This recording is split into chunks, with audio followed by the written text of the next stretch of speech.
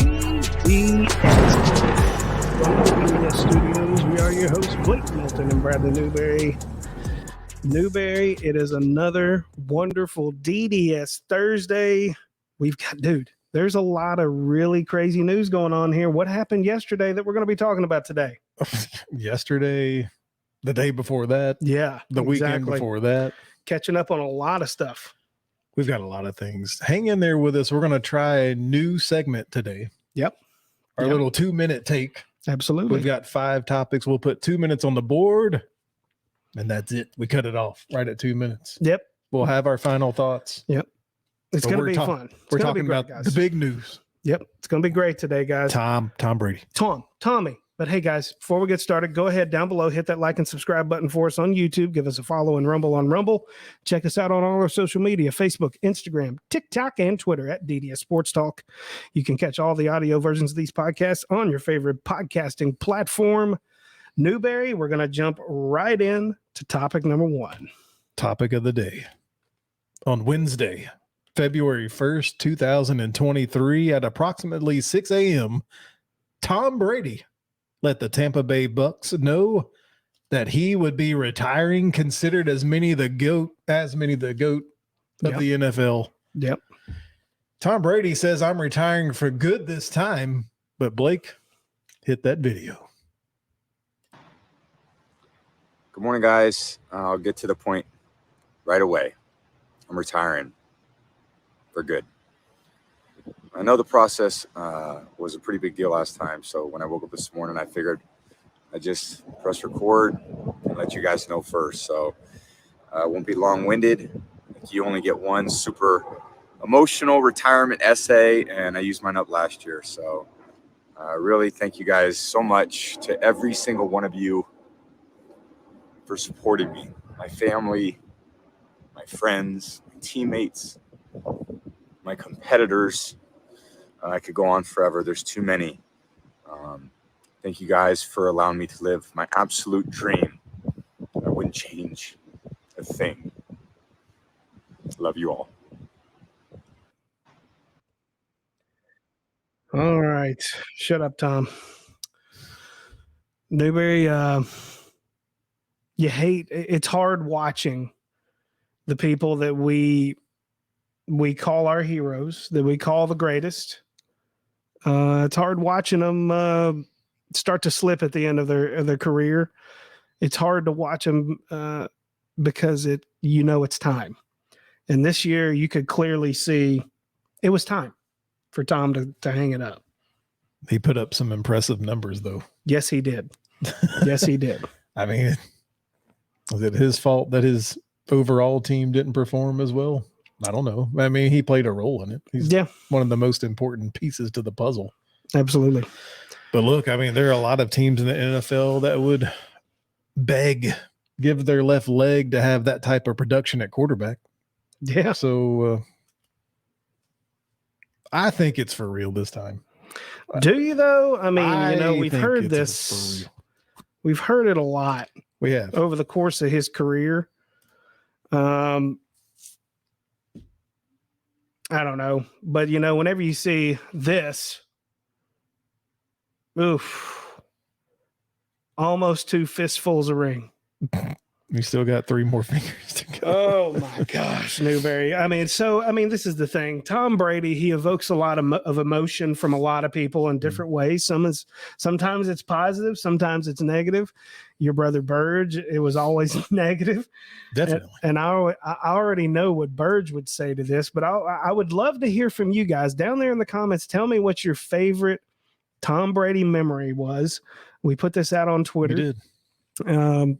Is it the genesis of the tuck rule? Mm-hmm. That was Burge's thing. That's what he thinks of. He was said tuck rule. Is it Deflate Gate? Or is it the fact that he's got freaking a ton of rings on his finger, and the fact that he's just, I don't know that there's any question that he's the greatest of all time at the moment. All of those stand out as memories. Most winningest. How about that? All of those stand out as memories. A fun one for me was watching a cocky, overconfident Atlanta Falcons team come out in the second half of the Super Bowl, and they're getting Brady'd right now. Yep. I'll personally remember Tom Brady doing this to the 2017 Jaguars up by 10 in New England with under 10 minutes to go. And you knew it. I mean, you already knew it was going to happen. You never felt like no, I never felt you like never wanted Brady to have the ball with any more than 25 seconds on the clock. Then 2 seconds. I mean, because you just know he's just going to pick his way down the field, and it begs the question. Talking about this kind of stuff, was he that great, or was he just kind of in the right system at the right time? Both. I think he's pretty good. I think he was good. Memories of himself versus Peyton Manning, that'll always stand out. Yeah. I heard somebody, I can't remember, and guys, y'all tell me down in the comments who it is. I saw him on Twitter talking to Stephen A. Smith. He was saying that Tom Brady was not the best quarterback of all time. He said the best quarterback of all time is still Joe Montana. The most skilled quarterback is still Peyton Manning. But but Tom Brady was probably just the biggest winner of all of them. Like he's just the most successful quarterback of all time. I like to give facts. Facts don't have. Here we go. Facts do not care about your feelings. Here we go. Here's some facts. The Tom Brady resume: 23 seasons, 7-time Super Bowl champion, 5-time Super Bowl MVP, a 3-time league MVP, 15-time Pro Bowler, 89,214 passing yards, 677 total touchdowns accounted for, 251 wins. He says that's the greatest. Resume builder. So, Tom Brady. I'll tell you the biggest thing that stands out to me, and there was part of this, I'm butchering all this, guys, but about what this guy said, is the biggest thing is there going to be another quarterback that's going to play 23 years? You can't amass those kinds of stats without playing for a really long time. I mean, for the most part, Tom Brady's been very healthy over a long career. I think with the way the rules are set up, as we've all seen watching these playoff games, they're questionable at best with this roughing the passer stuff. You can't touch them. Yeah. So with the rules protecting the quarterbacks at a ridiculous rate here, the chance for a quarterback to play that long is there. Now, the mindset, these kids are making so much money so quick. Do they really need to? I can play 10 years in the NFL and be set. Well, I mean, that's a really interesting question, because who I think of whenever that discussion comes up? Andrew Luck. Oh, jeez. I mean, that's a guy that everybody looked at him, and everybody's like, dude, this guy could be the next one, right? He could be that next guy as far as skills go. And that was back when the Colts were a force to be reckoned with. They were playoff contenders at that time. And then he just decides he doesn't want to play anymore. Like you said, and is it always about money? Was his situation about money? I don't know. But it definitely begs the question, and we're getting into a whole other discussion about, are we paying him too much? But that's a whole nother discussion. Who's left? Because I kept seeing posts online saying this is an end of a quarterback era. I can think of one right off the top of my bat that needs to be included in this quarterback era. They showed pictures of Brady, Roethlisberger, and others. But the first name I thought of when who's left, Aaron Rodgers. He's in this group. Yeah. With the Peyton Manning and Tom Brady and Roethlisberger. Do they both retire in the same offseason? That's a fair question. This ain't a podcast about Aaron Rodgers. I know. I'm throwing it out there into the ether. I'm just saying that he should be a part of that era. Yeah, totally. Is Matthew Stafford good enough to be in this group? No. I said no the whole time. No. Could he have been if he didn't spend the majority of his career in Detroit? I don't know. We'll never know. He put up monster numbers, though, in Detroit. That's almost like a Dan Marino thing. He put up a lot of numbers but couldn't win because the team had limitations. Right. I don't know, man. I don't know that it's quite the end of an era. I think you have to get Rodgers in there before you close the chapter on this era of quarterback. Yeah, I would agree. And I did see, you know what? I'm going to save it. I'm going to save it for my final thought. Teaser. And I got to, while we're doing all this other stuff, I got to be able to find my picture for my final thought. But anyways, I got some more Tom Brady stuff. Yeah, tell me some more about Tom Brady. Let's go back. Let's go back to the year 2000, the 2000 NFL draft. I mean, those quarterbacks are being anointed, i.e. Trevor Lawrence, Jamarcus Russell. I mean, you can just name all of them that came down the line. But this was a 6th round pick out of Michigan. It's hard to imagine, man. The GOAT. What is this? Yeah, Bradley just got a glimpse at my final thought. The GOAT as a 6th round pick. I think it was pick overall like 199 or something to the Patriots. He was Mr. Irrelevant, right? No. Or was he one away? Not quite. Okay. He replaced Drew Bledsoe. The New England Patriots at that time had just signed him some lucrative deal, and he gets hurt. But boy, just the ability or the mindset to be ready at any time. Yeah. I mean, it's a lesson for every single backup that's out there in college and high school, middle school, this is why coaches always preach. You got to be ready when it's your turn. Even if you're a backup, you have a role. You have to be ready. And Tom Brady is that ultimate story. I mean, now these days it's Brock Purdy. Brock Purdy was the ultimate story. You have to be ready at all times. He was ready, and he seized his opportunity. Boy, that's to say the least. I mean, 23 years later, right? Oh, in a freaking double Hall of Fame platinum career. It's ridiculous, man. On behalf of my Raider fan brothers, was it a fumble? The Raiders come along the outside there on a snowy playoff day in Foxborough.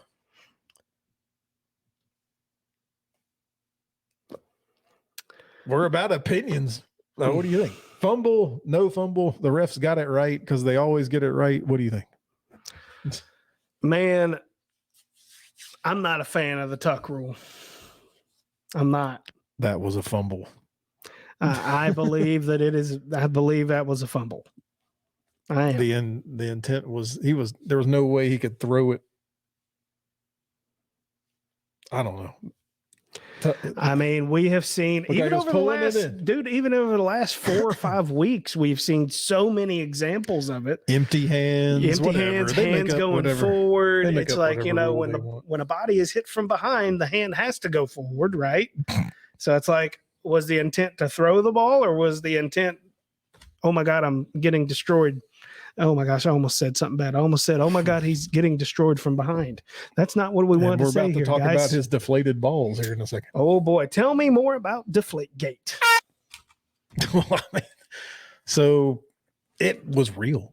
Yeah. Because he admitted it. It was real, man. There's nobody on that field that wants deflated footballs more than the quarterback. Yeah, I think he told somebody one day that he prefers his football air weight at, I think it was 10.5. It's like, well, that's under the limit. You can't do that. I don't know. It was real. I mean, it's so real that the NFL suspended him 4 games. Got him. No, why is it that was not as big a deal as it should have been, in my opinion. That's cheating. Of course, he should have been at least a year. But it's Tom. What do you do? Yeah, is that the same as a pitcher loading a ball in baseball? Why not? Is it the same as a hitter corking a bat? Why not? Yeah, you're manipulating the equipment. And he got 4 games. Come on, the Patriots can overcome 4 games. Yeah, they overcame a lot of stuff. I think even Giselle sent him well wishes with his second retirement speech. And that kind of gets me into this last part here. in a year, the thing you hated to see the most, Tom Brady did not have to come back this year. No. He had nothing to prove. For what? Nothing. I am convinced that it is what caused his divorce. Now, obviously, everybody's going to say, "Oh, there is no way it could be that. It's never just one thing." Dude, I'm convinced if he's at home with mama and kids, he's not divorced. And I hate that potentially or most likely is the case. You hate to see it, but the thing is, though, is the one thing I am glad about is that we only had to go through 1 year of it. Oftentimes with the greats, they're just good enough to where they can hang around. I mean, look, we here in Nashville, we're looking, everybody's clamoring about, man, is Tom Brady going to come to Nashville? So, I mean, he was good enough that he could have found somewhere else to play. Easy. I mean, everybody was talking about him going to Vegas. Easy. So it's like, guys, he was good enough to come back, but he recognized that it was time to hang it up. You have to at least appreciate that. And this world's it's built around second chances and forgiveness. So we'll see. There's probably more to come for those that like the drama in personal life. So. Oh, God, yeah. But Tom, this one's to you. Congratulations on 23. I don't even have the right word for it. It was just absolutely unbelievable seasons. He is the benchmark that all quarterbacks are now going to be held to. The benchmark, the greatest, the GOAT, Tom Brady. 3 horns and a bomb. Brady bomb. Played in 10 Super Bowls. He was 7-3 in 10 Super Bowls. Wow. Golly. Holy moly. Impressive. All right. We're going to try a new little segment here. Yeah. We're going to see how this goes right here. So DDS, for those that are just now joining us, it stands for Dudes Discussing Sports. Yeah. Welcome, by the way, if you're new. Thank you for hitting like and subscribe. Yeah. We're fans just like you guys. So what we want to do here is we want to talk about sports. We don't want to just be like our wheelhouse is NFL and college football, but we're going to try to branch out here in these little segments. We're going to put 2 minutes on the clock and we're going to just throw out some things. Now, as we get started to get us comfortable, yes, there will be some NFL things in here, but hang in there. We'll get there. We're going to branch out some on the 2 minute take by DDS. You ready to try this? Let's give it a shot. All right. Topic number 1, the UT Vols men's basketball ranked number 2 in the latest polls behind Coach Rick Barnes. What do we know about the UT Vols men basketball? Well, I know they're a very talented team. I know. Obviously. They've had talent for a long time. This is the first time, I think, in a long time they've had a true big man in the middle.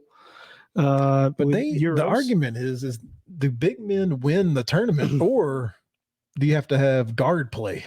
I think that, I'm going to tell you that Tennessee is the example of why you have to have big men. They haven't had them. They have had the guard play. They've had the 3-point shooter. They haven't had the presence down low to be able to compete with these teams that have the big 7-footers, the 6'10" guys and the 7'1" guys. So for me, I think this is it's a good enough team to actually make it to the Final Four. The knock on Rick Barnes is he's the guy that can get you to the tournament, but he can't get you to the Final Four, and he doesn't have a chance of making to the national championship. I don't know that that's true. I can tell you this: the type of culture that's being built on the Hill, on the basketball court, not just there, in all the sporting arenas, is we have the right people in place, and Rick Barnes is a large part of that. He's a very big culture guy. He recruits at a high level. We've got some really talented players in Knoxville right now. I'm seeing a lot of good stability at coaching. Yep. Rick Barnes and his team this year, they're 45% shooting from the field, 34% from 3-point land. Mm-hmm. They're having it's a hard week. I mean, we talk about SEC football and SEC basketball. There's some good teams in SEC as well. They fell on the road to the Florida Gators 67-54. They have a tough matchup this weekend against former UT coach Bruce Pearl and the Auburn Tigers. Final thoughts. Can they get it done as you go down the stretch? I mean, NCAA basketball is a little bit different because you can lose games along the way. I think this team has the potential to go far in the tournament. Next topic. The Philadelphia Eagles win the NFC title game, but we're going to talk 49ers in this segment. So with the 49ers, we saw the debacle at quarterback. Man, Brock Purdy gets hurt. We learn later it's the torn, UCL? Ulnar collateral ligament. Josh Johnson comes in. He's quickly concussed. Supposedly. Brock Purdy comes back. He can't throw with his left hand. Nope. Can't throw the ball past 5 yards. So this game turned out to be a dud. Yeah, it really did. Honestly, it got to the point to where the Eagles were like, we need to take some folks out. We need to just run the ball. Run the road. Run. We're ahead. They're not going to be able to put up any offense.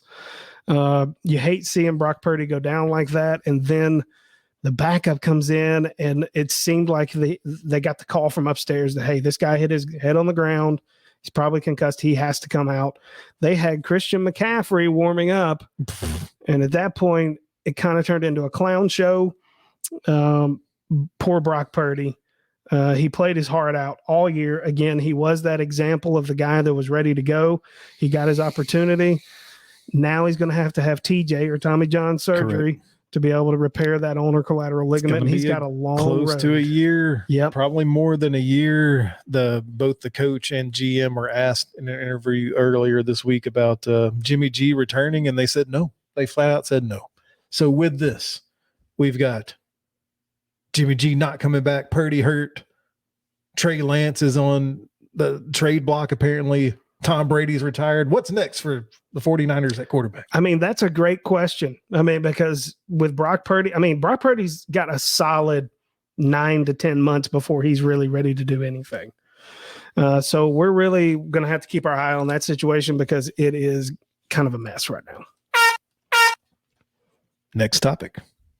The Kansas City Chiefs win the AFC title at Burrowhead, but tight end Kelsey had some fun with this. Roll the tape. And where is it? It's right there.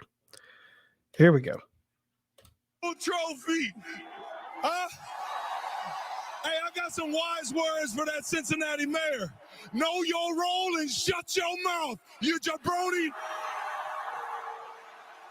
You gotta fight for your right to party.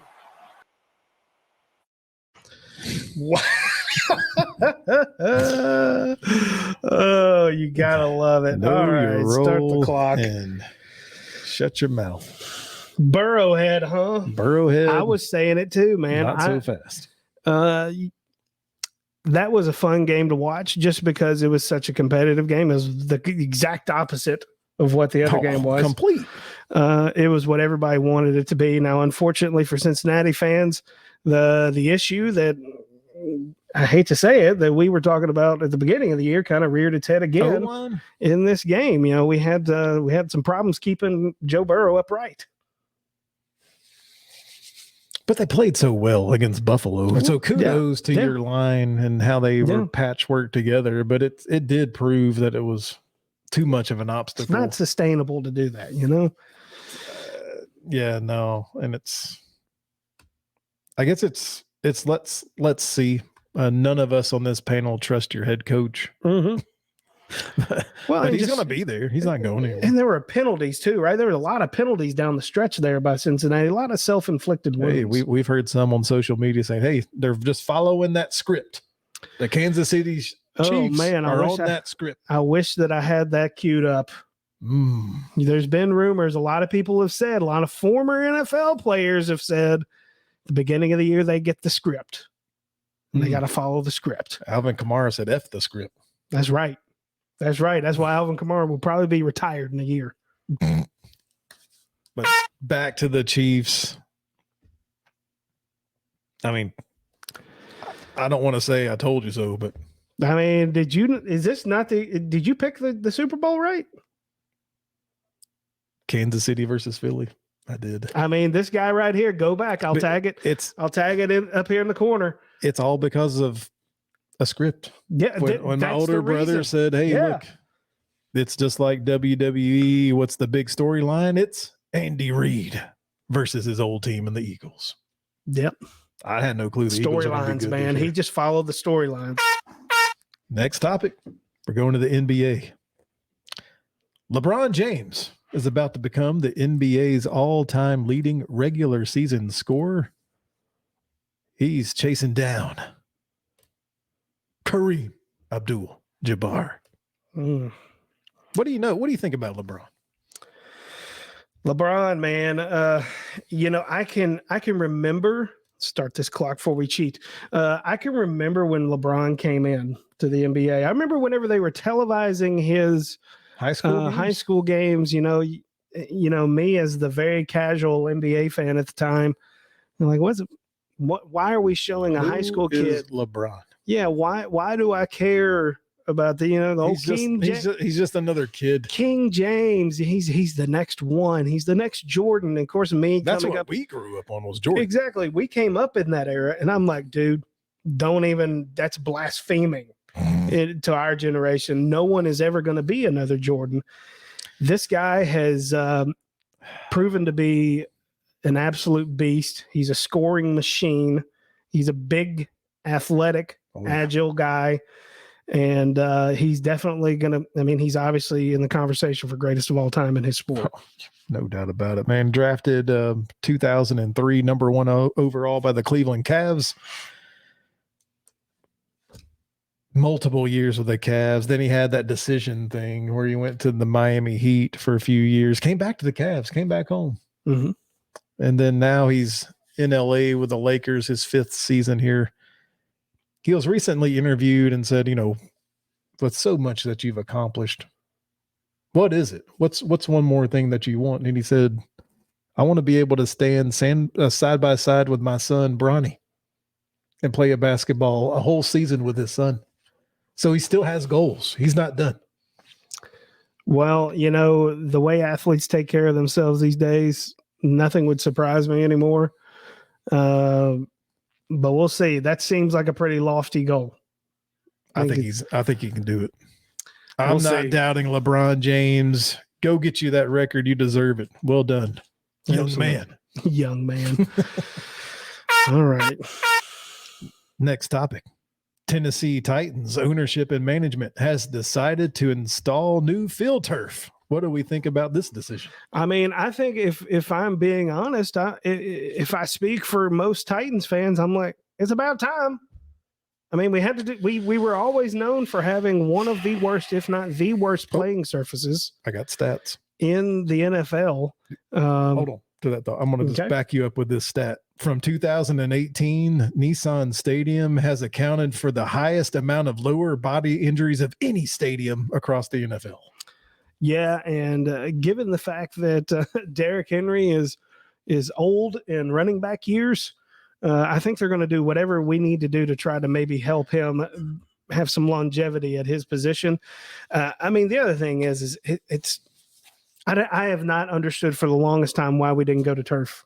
So I am really, really loving this. So the counter is that turf generally hurts people more than natural grass. But the problem had always been is where's the field crew here? You've got a good piece of property. Why is it always your field that's messed up? Yeah. Don't blame it on TSU. Yeah. Come on. Honestly, that could be part of the reasoning behind doing it. Oof. Because you think about it. If you have more traffic, this is less likely that your field's going to get torn up. It's lower maintenance. It's the same that they have in their bubble, I think, is what I read. It'll be interesting to see. I'm not really sure how turf does when it gets wet. Mm-hmm. So that's going to be interesting to watch and hopefully not too scary.